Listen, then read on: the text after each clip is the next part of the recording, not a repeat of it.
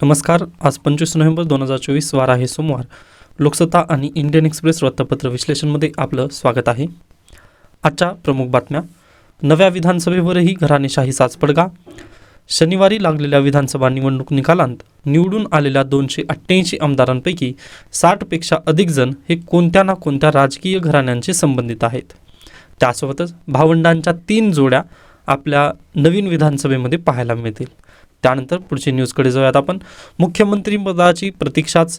शिंदे अजितदादांच्या पक्षांचा आपल्या नेत्यासाठी दबाव. भाजप विधिमंडळ पक्षाच्या बैठकीकडे लक्ष. त्यासोबतच तिघांना दिल्लीत पाचारण. म्हणजे अगदीच पहा, जी महाराष्ट्रात मुख्यमंत्री कोण होईल याची जी संबंधित सूत्र सर्व जी आहेत ती दिल्लीतून हलवली जाण्याची जास्त शक्यता आहे. ओके. त्यानंतर अदानींवरील आरोपांचे आज संसदेत पडसाद. हिवाळी अधिवेशनापूर्वी सर्वपक्षीय बैठकीत विरोधक आक्रमक. सर्वांना माहिती आहे आजपासून संसदेचं हिवाळी अधिवेशन चालू होणार आहे. मग या अधिवेशनामध्ये प्रमुख मुद्दे मांडले जाण्याची शक्यता आपल्याला दिसत आहे. त्यासोबतच वक्फ बोर्डचे बिल आहे ते पण मांडलं जाण्याची शक्यता आहे.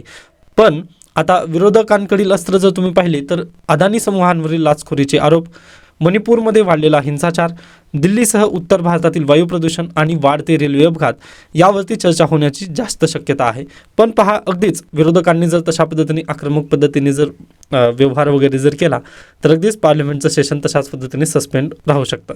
त्यानंतर नेक्स्ट आहे 16पैकी 11 परीक्षा प्रलंबितच तरीही MPSCने 2025 कार्यक्रम जाहीर केलेला आहे. व अगदी तशाच पद्धतीने बी पॉझिटिव्ह म्हणजे MPSCकडून आपण काय घेऊ शकतो तर अगदीच पॉझिटिव्ह राहणं हे घेऊ शकतो. पहा, म्हणजे अगदीच याच वर्षीच्या 11 एक्झाम प्रलंबित असताना देखील त्यांनी पुढल्या वर्षीचा डायरेक्टली कार्यक्रम जाहीर करणं म्हणजे अगदीच पॉझिटिव्ह न्यूज आपल्याला दिसते की येणाऱ्या काळामध्ये आम्ही पॉझिटिव्ह राहू असं त्यांचं इथं एक लक्षण दिसत आहे. तरी पण पहा, जे MPSCचे ॲस्पिरंट आहेत त्यांच्याकडून रोष व्यक्त नक्कीच केला जात आहे, कारण 11 एक्झाम त्यांच्या प्रलंबित आहेत. ओके. त्यानंतर काही एक्झाम झालेल्या आहेत पण त्यांचा निकाल अद्याप बाकी आहे. त्यानंतर पुढे चला. शक्तिपीठ भक्तिपीठ औद्योगिक महामार्ग मार्गी लावणार. महायुतीने रोखलेल्या 3 प्रकल्पांना नव्याने प्रस्ताव पाठवण्याची शक्यता. सर्वांना माहिती आहे पहा, लोकसभा निवडणुकीत झाल्यानंतर शक्तिपीठ महामार्ग जो होता त्याला लगेच त्यांनी रोखलं होतं किंवा त्याची जी निविदा वगैरे काढण्यात आलेल्या होत्या त्याला त्यांनी मान्यता दिली नाही किंवा ते बातल केलं. का बातल केलं तर अगदीच त्याचा फटका आपल्या विधानसभा निवडणुकीवर लागू नये असं महायुती सरकारला वाटलं. त्यानिमित्ताने त्यांनी काय केलं पहा, शक्तिपीठ महामार्गाला वगैरे त्यांनी तशा पद्धतीने निविदा रोखली त्याची. बरोबर आहे. मग आता कदाचित परत एकदा सत्तेवर आल्यानंतर शक्तिपीठ, त्यानंतर भक्तिपीठ आणि औद्योगिक महामार्ग जे 3 महामार्ग आपले प्रलंबित आहेत ते कदाचित मार्गी लागण्याची शक्यता आपल्याला दिसत आहे. ओके.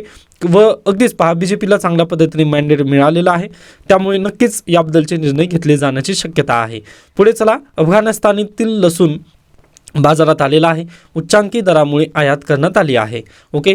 म्हणजे पहा, अगदीच आपल्याकडे पुरवठा कमी झाला लसणाचा, त्यामुळे दर वाढलेले आहेत. या कारणानिमित्त त्यांनी आता अफगाणिस्तानमधून इम्पोर्ट केलेली आहे. ओके. त्याच्यानंतर नवीन विधानसभा अस्तित्वात. नवनिर्वाचित सदस्यांची यादी राज्यपालांकडे सपूर्द. त्यानंतर लोकसत्ता विचार. हुवावे की स्पायवे. वेगानं वाढणाऱ्या या चीनी कंपनीला रोखण्यासाठी अमेरिकेनं 5 चोक पॉईंट्सचा वापर केला. तो कसा, याबद्दल आपण चर्चा करणार आहोत. तर पहा, हुवावे ही कंपनी चायनीज कंपनी होती. बरोबर आहे, किंवा चायनामधील ही कंपनी आहे.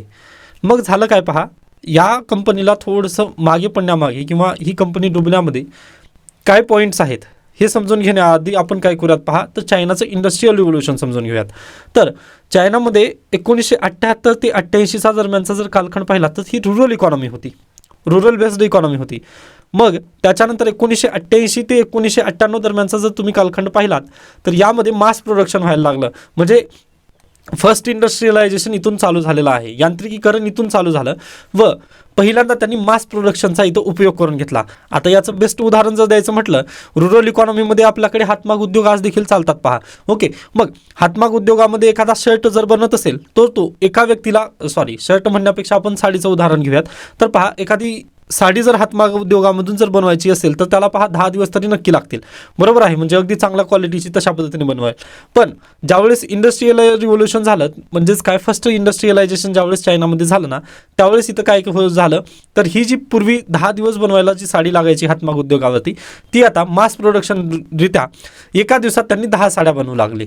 बरोबर आहे, कारण इथं यांत्रिकीकरण झालं 1988 ते 1998च्या दरम्यान काळात चायनामध्ये यांत्रिकीकरण झालं. बरोबर आहे. मग 1998 नंतर पहा चायनामध्ये वळण आलं व ते वळण कसं पहा बिग इंडस्ट्रियलायझेशनचं झालं. ओके, म्हणजे आता त्यांनी जी दरवाजे आहेत ना मास प्रोडक्शनसाठी पूर्णतः ओपन केली आहेत.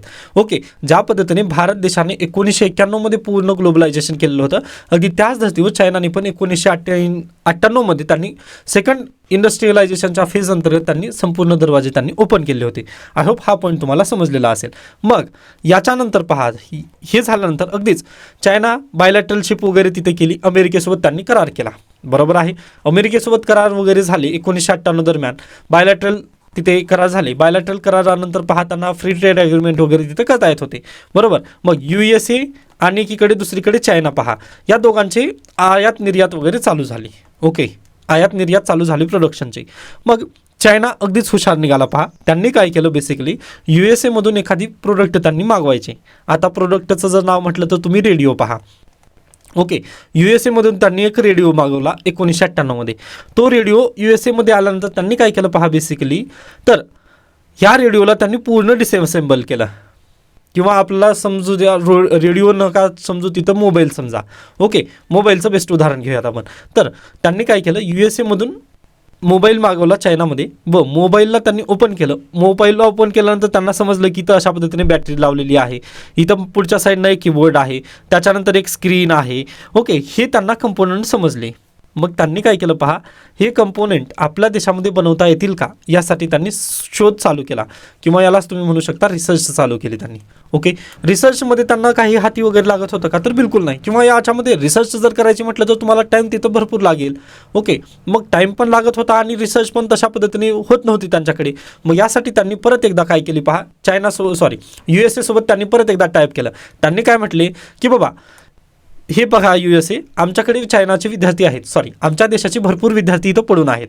मग आम्ही काय करणार आहोत, यांना थोडंसं स्कॉलरशिप देऊन आम्ही तुमच्याकडे शिकण्यासाठी तुमच्याकडे पाठवत आहोत. तर प्लीज तुम्ही या विद्यार्थ्यांना ठेवून घ्या, मग त्यांना शक्य झालं तर नोकरी पण द्या, असं म्हणून त्यांनी चायनामधील जे टॉपर्स विद्यार्थी वगैरे आहेत यांना स्कॉलरशिप देऊन त्यांनी कुठं पाठवले, USA मध्ये पाठवलं.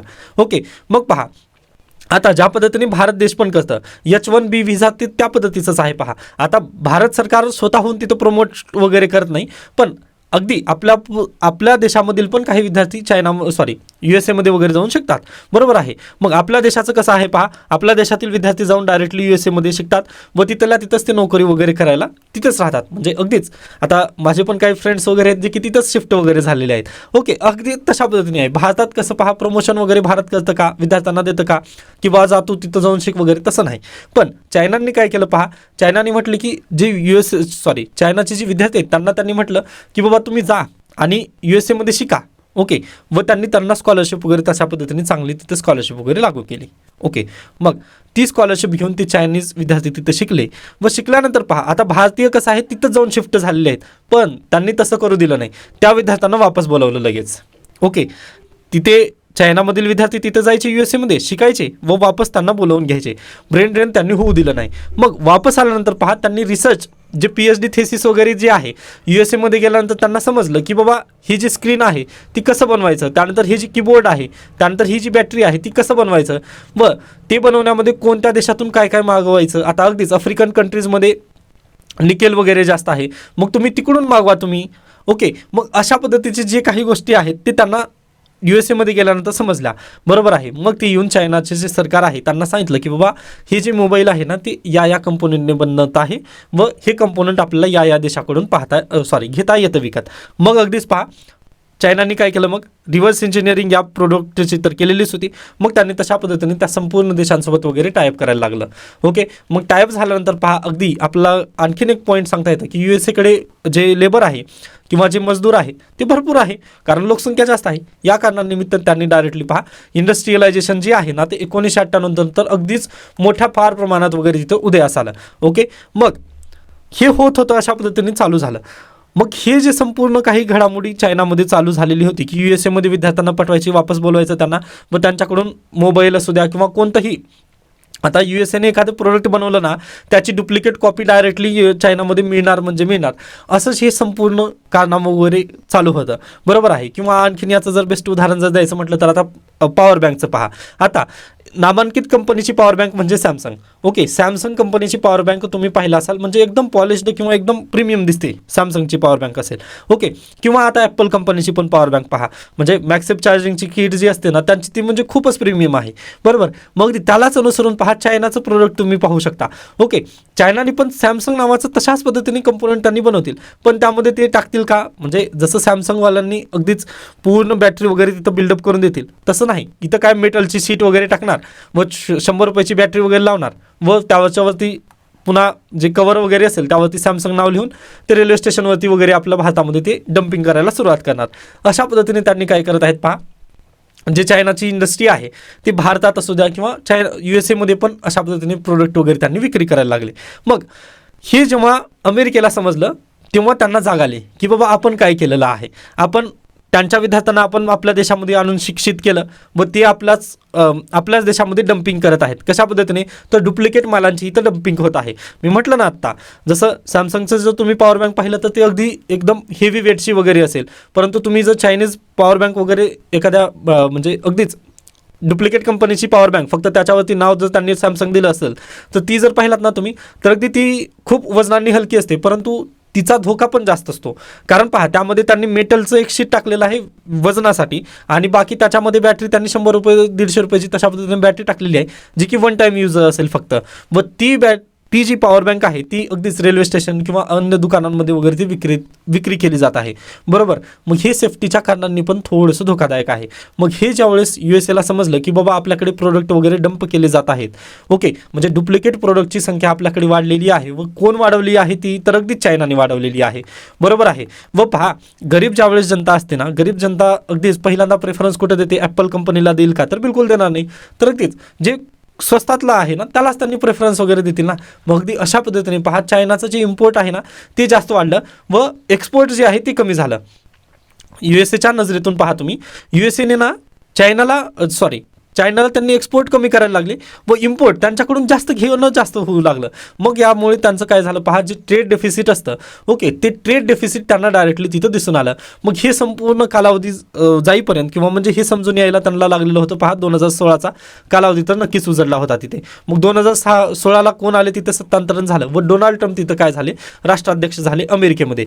मग डोनाल्ड ट्रम्प यांना जेव्हा समजलं ना की अशा पद्धतीने चायना आपल्यासोबत खेळ वगैरे करत आहे, मग त्यांची पॉलिसी काय झाली पहा, अगदीच अँटी चायना तशा पद्धतीने त्यांची पॉलिसी बनली. मग 2016ला डोनाल्ड ट्रम्प सत्तेत आल्यानंतर त्यांनी काय केलं पहा, थोडंसं ॲनालिसिस केलं त्यांनी की कोणत्या कंपन्या चायना वगैरे आहेत, आपल्याकडे कोणत्या कंपन्या जास्त वगैरे विक्रीला येतात किंवा अगदीच आपली इम्पोर्ट कशामुळे वाढलेली आहे, ते सर्व त्यांनी काय केलं पहा, थोडंसं ॲनालाइज केलं.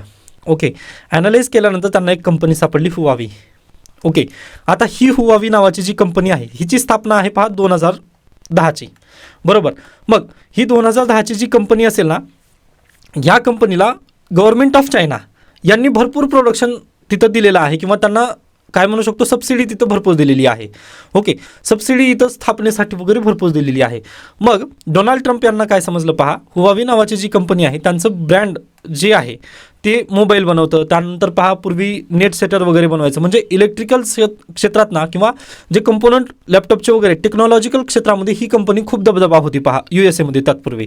ओके, व भारतामध्ये पण ह्या हुवावी कंपनीचा खूप दबदबा असायचा पूर्वी. आता सध्याचे तुम्ही CPU जर पाहिलात ना तर त्याच्यामध्ये वायफाय कॉर्ड ऑलरेडी लावून येत आहे. नाहीतर पूर्वी काय व्हायचं पहा, CPU जरी तुम्हाला असेंबल करायचं असेल किंवा तुम्ही डायरेक्टली मार्केटमधून जरी उचलून आणलात तरी पहा तुम्हाला वायफायचं जे कार्ड आहे ना ते वेगळं घ्यावं लागायचं. ओके, तेव्हाच वायफाय तिथं चालायचं किंवा डायरेक्टली मग नेट सेटर वगैरे घ्यायचं.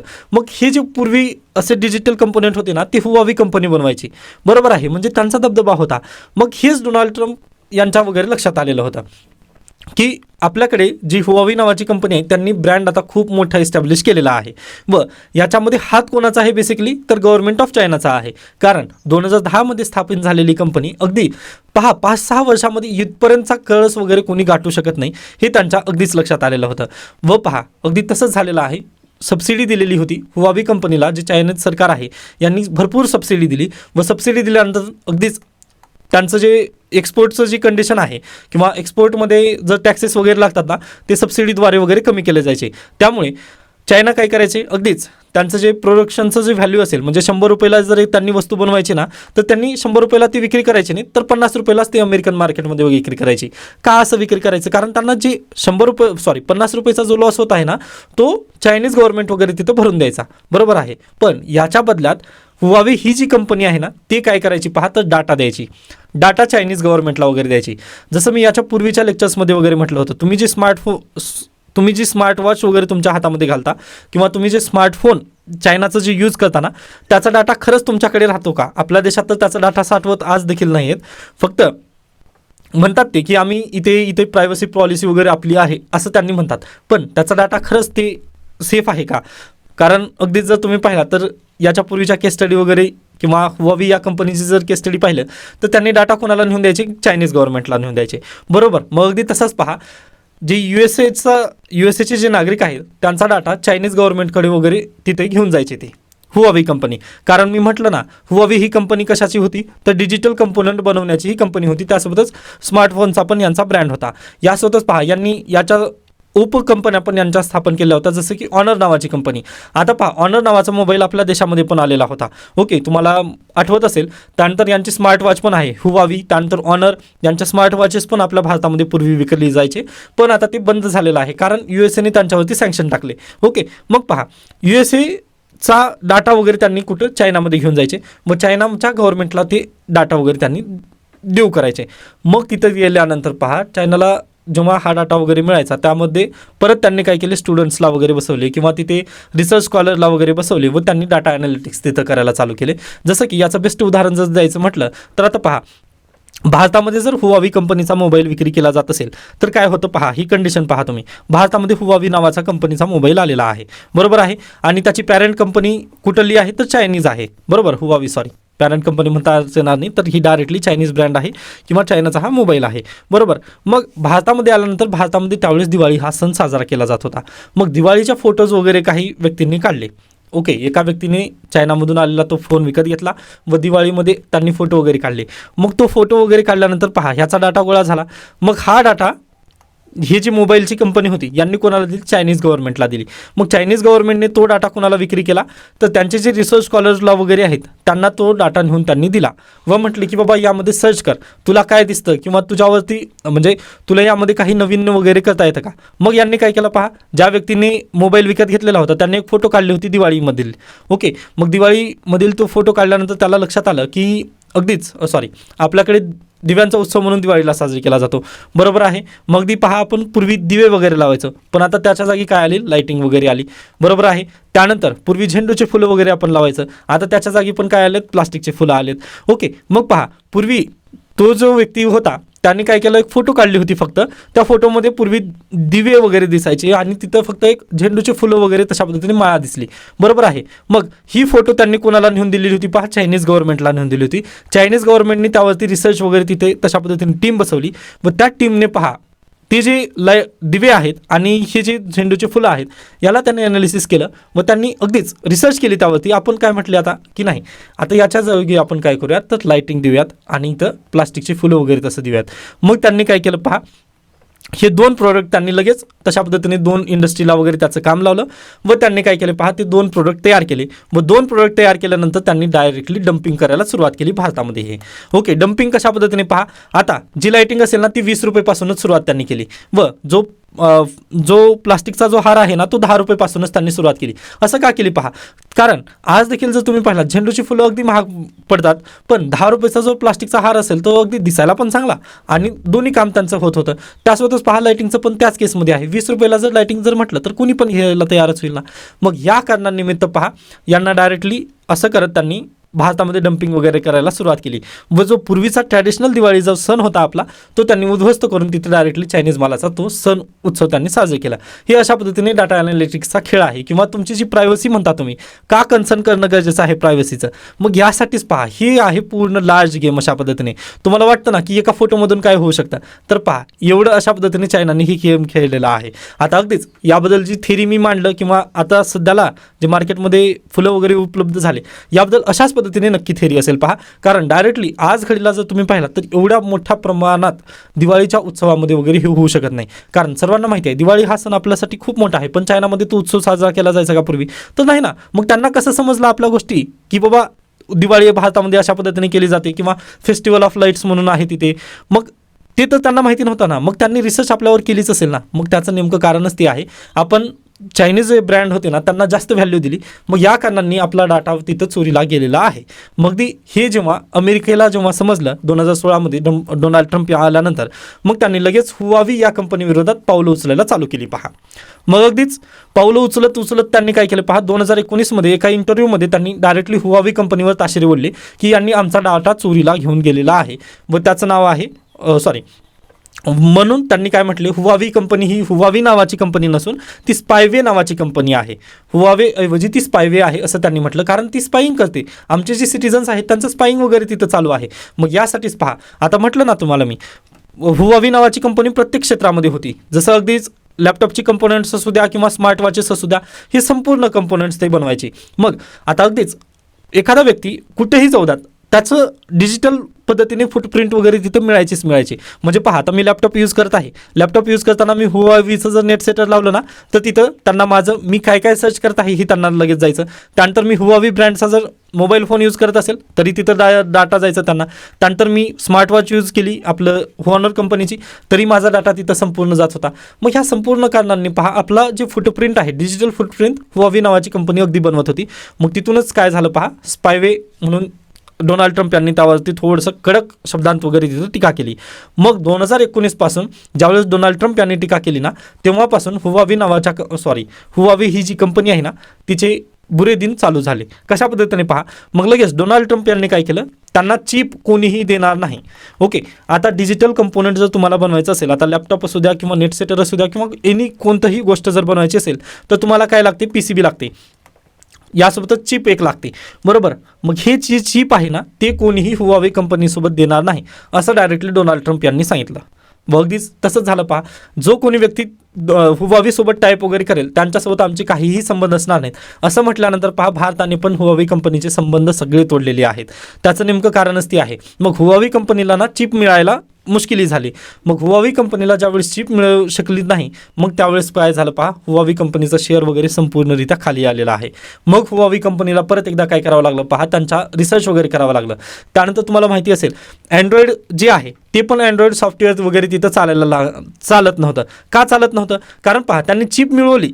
ओके, इंटेलसारखी त्यांनी चिप बनवली तसं, कारण माहिती आहे ना USA विद्यार्थी वगैरे तिकडे ऑलरेडी शिकत होते, बरोबर. त्यांनी चिप मिळवली, परंतु जे सॉफ्टवेअर बिल्डअप आहे त्याच्यावरती, त्या चिपवरती जे सॉफ्टवेअर बिल्डअप किंवा अगदी चांगल्या पद्धतीने सुरळीत चालावं आपले सॉफ्टवेअर, यासाठी त्याच्यावरती प्रोसेसिंग वगैरे करणं गरजेचं असतं त्या चिपला. पण ते चायनामध्ये आज देखील उपलब्ध नाही आहे. यासाठी पहा जी हुआवी कंपनी आहे ना त्यांनी मग पुन्हा स्वतःच तिथं सॉफ्टवेअर वगैरे त्यांनी तशा पद्धतीने उपलब्ध करून आणलेलं आहे. हार्मनी OS नावाचं त्यांनी स्वतःचं सॉफ्टवेअर वगैरे तसं बिल्डअप केलेलं आहे. हार्मनी ऑपरेटिंग सिस्टीम त्यांनी बिल्डअप केली जे हुआवीचे स्मार्टफोन वगैरे आहेत ना त्याच्यासाठी. कारण याच्या पूर्वीचे अँड्रॉइडचे वगैरे जे आहेत ते सगळ्यांना सँक्शन वगैरे टाकल्यानंतर भारताने पण वगैरे ती देण्यास मनाई केली. ओके, किंवा विक्रीसाठी पण आपण मनाई केलेली आहे. आता चालतात म्हणजे जे स्मार्ट वॉचेस वगैरे आहेत ऑनर कंपनीचे आज देखील चालतात ते, पण तिथं तुम्हाला मोड ॲप्लिकेशन वगैरे ते म्हणजे कुठाने करून घ्यावं लागतं किंवा VPN वगैरे तिथं लावावं लागतं. मग जे हुआवी कंपनीचं जे मोबाईल आहे ना त्या मोबाईलमध्ये आपलं YouTube वगैरे चालतं का किंवा गुगल वगैरे चालतं का? तर बिलकुल चालू देत नाही, कारण USAने तशा पद्धतीने गुगल कंपनीला ऑलरेडी सँक्शन दिलेली आहेत. ओके, या कारणानिमित्त हुआवी जी कंपनीचं सेल वगैरे आहे ना किंवा जे शेअर आहे ते अगदी डाऊन झालेलं आहे असं आपलं इथं सांगता येतं. मग आता ही एवढी आपण खटाटोप कशासाठी केली किंवा म्हणजे या गोष्टीमधून आपल्याला समजलं काय, तर अगदीच पहा आपण म्हणतो ना ग्लोबल सप्लाय चेन झालेली आहे, पण ग्लोबल सप्लाय चेनमध्ये एखादं जर तिथे रोडा जर बनलेला असेल किंवा अगदीच USAला आपण जास्त का भाव वगैरे देतो, तर त्याचं नेमकं कारण तेच आहे पहा. कारण आज देखील ग्लोबल सप्लाय चेन जरी म्हटलं आपण तरी ग्लोबल सप्लाय चेनमध्ये USA हा खूप महत्त्वाचा रोल तिथं तयार करत असतो. कारण अगदी जर तुम्ही पाहिलात तर जे सॉफ्टवेअर वगैरे आहेत किंवा आता सध्याचं जे युग आहे ना ते अगदीच टेक्निकल आहे असं म्हणू शकतो आपण, बरोबर. मग या टेक्निकल युगामध्ये जर आपल्याला सस्टेन करायचं असेल तर पहा अगदी USA सोबत आपला देवाणघेवाण चालू ठेवणं गरजेचं आहे.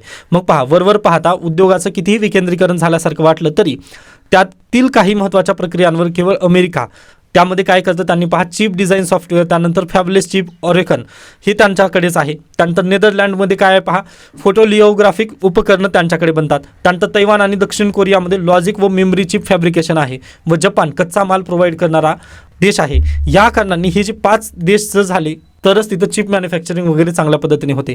त्यामुळे ग्लोबल सप्लाय चेनमध्ये आपल्याला सांगता येतं की कोणत्याही देशासोबत आपल्याला वाद घेता येणार नाहीत.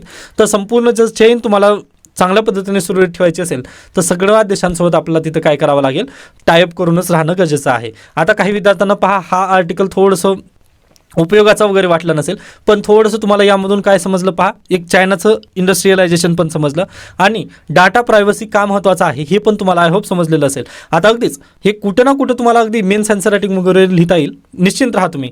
ओके, कारण UPSC मी म्हटलं ना याच्यापूर्वी पहा, जर तुम्ही MPSC कंबाईनचे विद्यार्थी वगैरे असाल ना तर आपले लेक्चर तुमच्यासाठी प्लीज नाही आहेत.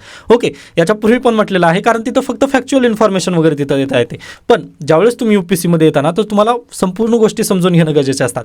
आता अगदीच हे इथलंच प्रश्न नाही आहे पहा, इंटरव्ह्यूमध्ये पण विचारलं जातं. ओके, इंटरव्ह्यूमध्ये पण तुम्हाला उदाहरणं देता यावी लागतील. आता तुम्ही म्हणता ना, आरोप करता चायनाने आपलं डेटा वगैरे चोरीला गेलं, पण त्याचं उदाहरण आहे का तुमच्याकडे? आहे ना, मग हुआवी कंपनीचं उदाहरण आहे ना. त्यामुळे पहा तुम्ही निश्चिंत राहा की आपलं काही सुटेल का किंवा काही फालतू वगैरे घेतलेलं आहे का, तर तसं काहीच नाही आहे. पहा जे जे अगदी योग्य वाटेल किंवा ते तुम्हाला लिंक करून देण्यासारखं असेल तर मी नक्की घेण्याचा तिथं प्रयत्न करेन.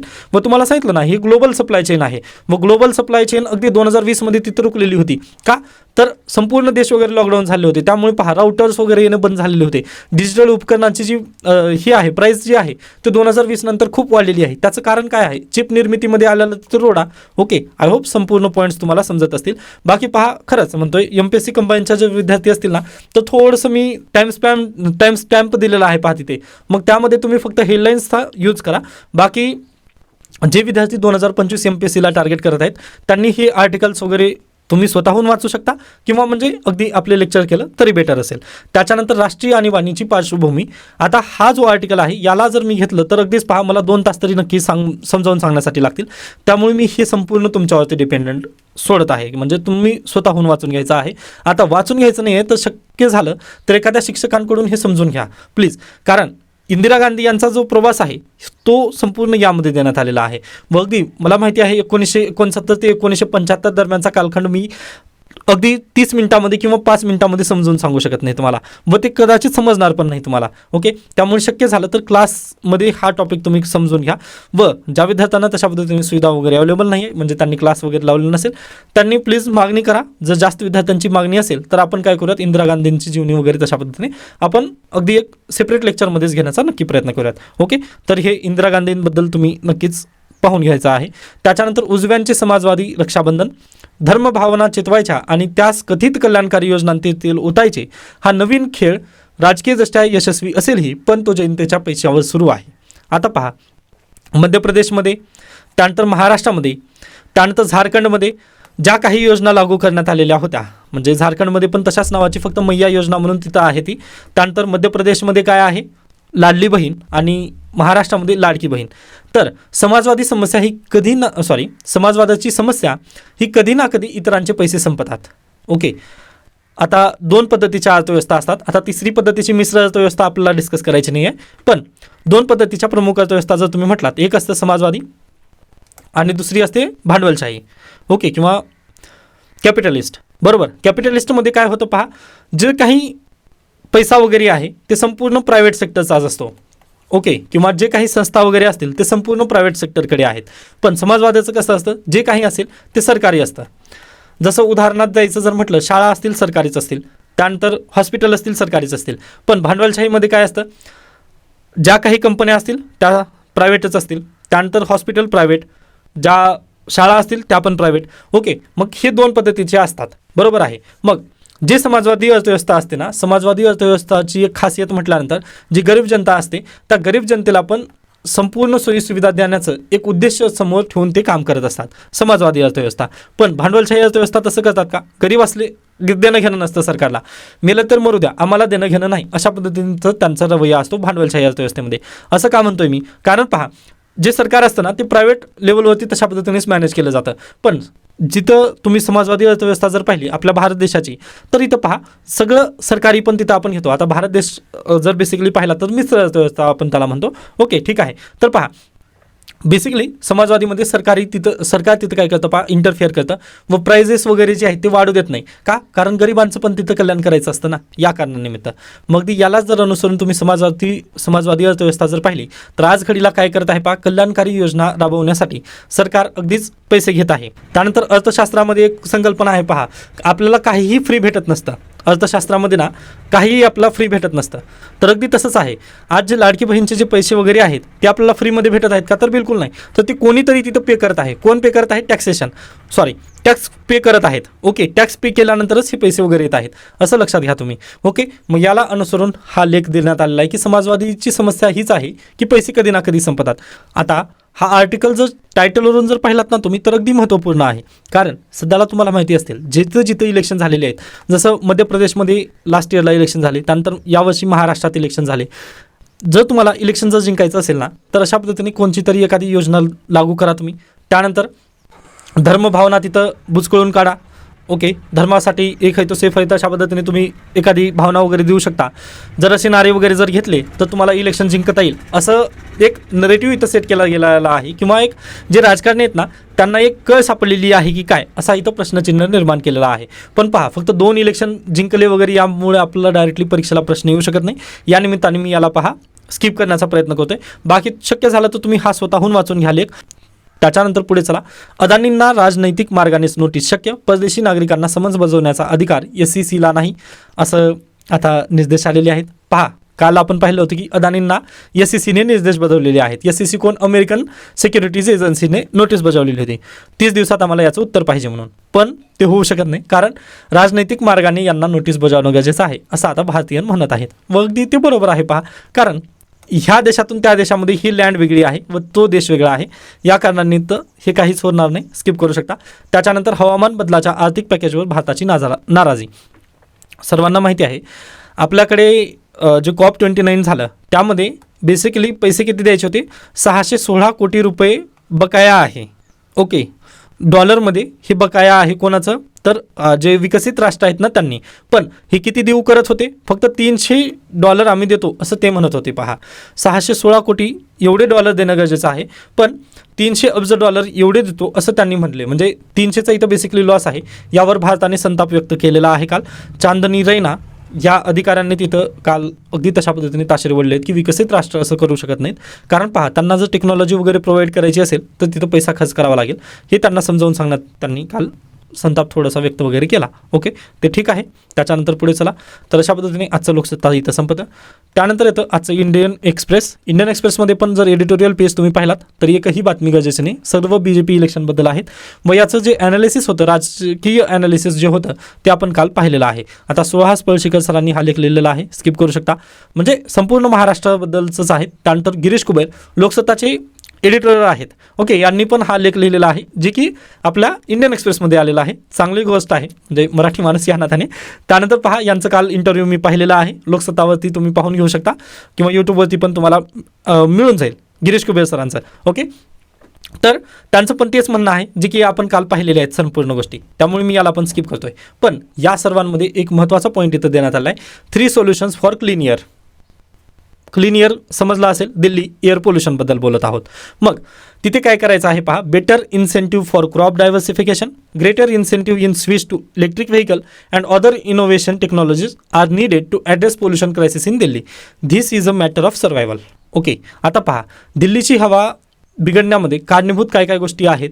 तर अगदीच जर तुम्ही पाहिलात तर इंडियन मेट्रोलॉजिकल डिपार्टमेंट यांच्या सर्वेनुसार पुणेमध्ये जे स्थित आहे त्यांनी काय म्हटलं पहा, 1 नोव्हेंबरपर्यंत हवा अगदी चांगल्या पद्धतीने शुद्ध होती. पण 1 नोव्हेंबरला 35% इतकं काय पॅडी जाळण्यात आलं. ओके, म्हणजे जे भाताची शेती करण्यात येते ना त्यामधील जे दसकट वगैरे राहतात त्याला 35% हरियाणा आणि पंजाब यांनी तिथे जाळल्यानंतर 35% पोल्युशन दिल्लीमध्ये झालं पहा. ओके.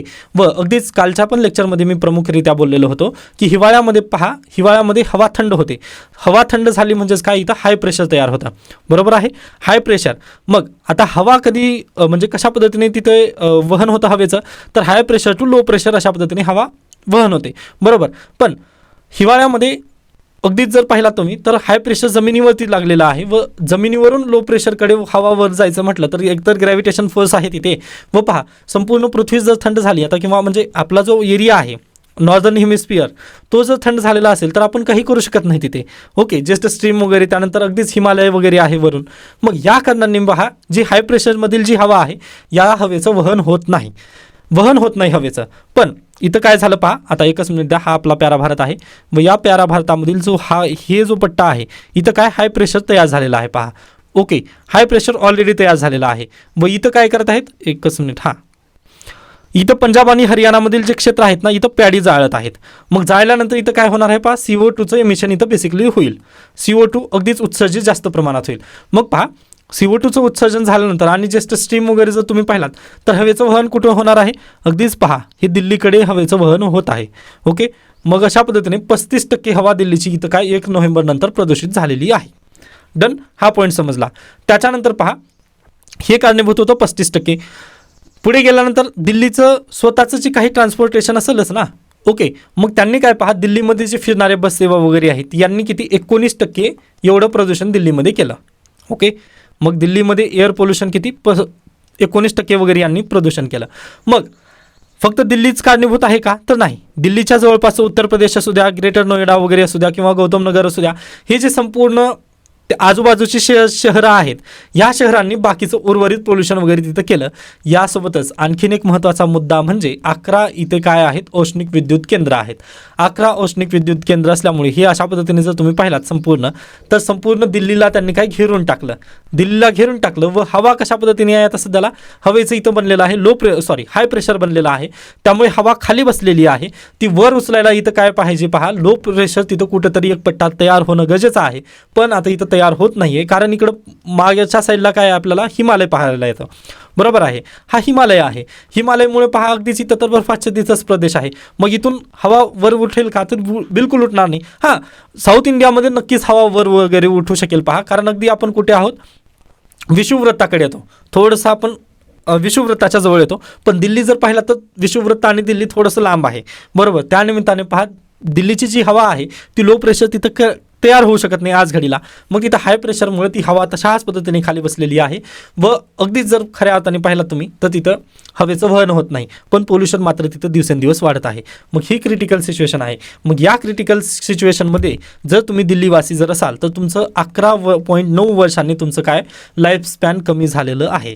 ओके. म्हणजे महाराष्ट्रातील, म्हणजे तुम्ही जर आज सध्याला महाराष्ट्रात असाल, मग तुमचं जर लाईफ स्पॅन 100 वर्ष जर असेल तर तुम्ही जर दिल्लीमध्ये गेलात ना, म्हणजे महाराष्ट्रात होता तुमचं तेव्हा लाईफ स्पॅन होतं 100 वर्ष, पण आता जर तुम्ही दिल्लीमध्ये जर जाऊन राहायला लागलात तर तुमचं 12 वर्ष आयुर्मान तिथं कमी होईल. म्हणजे तुम्ही काय 88 वर्ष जगाल. ओके. म्हणजे अशा पद्धतीची भयावह स्थिती तिथं निर्माण झालेली आहे दिल्लीमध्ये. तुमचं लाईफ स्पॅन तिथं कमी होत आहे. मग आता याला काही सोल्युशन आहेत का आपल्याकडे, तर बिलकुल आहेत पहा. मग यासाठी पहिलं सोल्युशन आहे जे पॅडी कल्चर किंवा जी भात शेती आहे त्याला पहिल्यांदा बदलणं खूप गरजेचं आहे पहा. 35% जी पॅडी कल्चरमुळे जे एअर पोल्युशन झालं ना त्याला पहिल्यांदा बदलणं गरजेचं. मग त्यासाठी आपल्याला काय करावं लागेल पहा, तर अगदी सेंट्रल गव्हर्नमेंट आणि स्टेट गव्हर्नमेंट या दोघांनी पण हातमिळवणी करणं गरजेचं आहे. आज घडीला तुम्हाला माहिती आहे एवढं एअर पोल्युशन असताना देखील भारत सरकार पहा त्यांना पॅडीसाठी सबसिडी किती देत आहे पहा, 38,000 रुपये इथपर्यंतची सबसिडी त्यांनी लागू केलेली आहे पहा. 38,973 रुपये पर हेक्टर अशा पद्धतीने सबसिडी पॅडी कल्टिवेशनसाठी आहे हरियाणा आणि पंजाबच्या शेतकऱ्यांना. पण ज्यावेळेस ते शेतकरी